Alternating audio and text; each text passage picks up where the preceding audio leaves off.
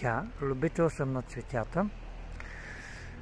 Димитровчета хризантемите, подобно на маргаритката и слънчогледа, са от семейство сложно цветни.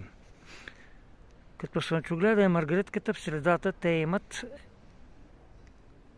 малки цветове, ухаят много добре и привличат много насекоми. Главно пчели, особено когато са огряни от слънцето, но има и различни видове мухи, между които един род цветни мухи, дори и пеперуди, изобщо всякакви опрашители, всякакви насекоми, малки бръмбърчета кацат на тези красиви димитровчета.